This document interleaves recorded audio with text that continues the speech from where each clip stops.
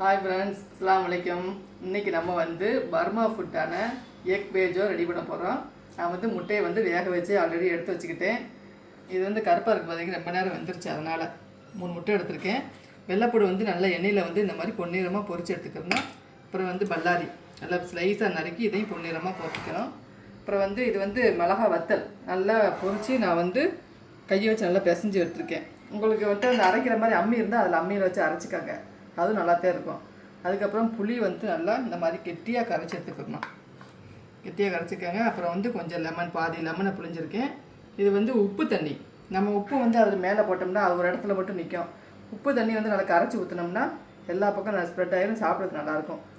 மல்லித்தலை வந்து லைட்டாக மேலே வைக்கிறதுக்காண்டி மல்லித்தலை. இது எப்படி செய்யலான்னு பார்த்துடலாமா? ஃபஸ்ட்டு வந்து முட்டையை வந்து கட் பண்ணிக்கலாம். நாங்கள் வந்து சென்ட்ரலில் தான் இந்த ஃபுட்டெல்லாம் சாப்பிட்டோம், மொய்ங்கா அந்த இதெல்லாம் சாப்பிட்டோம். ஃபஸ்ட்டு நம்ம சாப்பிடும்போது எந்த பொருளாக இருந்தாலும் சாப்பிட்றதுக்கு முன்னாடி வெறும் வயிறு அறுத்து சாப்பிட்டோம்னா அந்த பொருளோட ருசி டேஸ்ட்டு தெரியும். நாங்கள் அன்றைக்கி ஃபுல்லாக சாப்பிட்டோம். சாப்பிட்டுட்டு நம்ம பேஜோ இதை போய் சாப்பிடும்போது டேஸ்ட்டே தெரியலை. அதனால் எங்கள் பாப்பாடை கேட்டு நல்லா டேஸ்ட்டாக இருக்குண்டா. அதனால் சரி அவங்க என்னென்ன செஞ்சாங்க ரெடி பண்ணாங்கன்னு நான் பார்த்தேன்.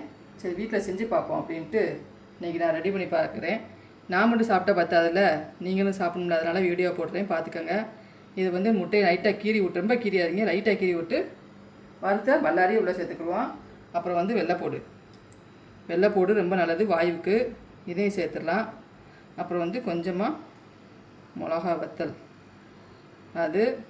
அதுக்கப்புறம் புளி. இதில் முக்கியமானதே புளி தான். புளி இதை சேர்த்துக்கோங்க. அப்புறம் வந்து கொஞ்சமாக லெமன் லைட்டாக சேர்த்தா போதும், நம்ம புளி சேர்த்துருக்கனால கொஞ்சமாக லெமனு. அப்புறம் வந்து உப்பு தண்ணி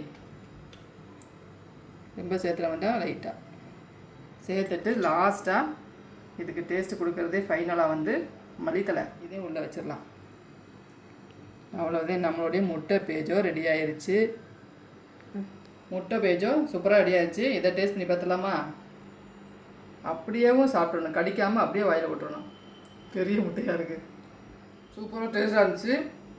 நீங்கள் உங்கள் வீட்டை ட்ரை பண்ணி பாருங்கள். குழந்தைகளுக்கு எல்லாத்துக்குமே ரொம்பவே சூப்பராக பிடிக்கும். மறக்காமல் லைக் பண்ணி, ஷேர் பண்ணி, சப்ஸ்கிரைப் பண்ணிடுங்க. அஸ்ஸலாமு அலைக்கும்.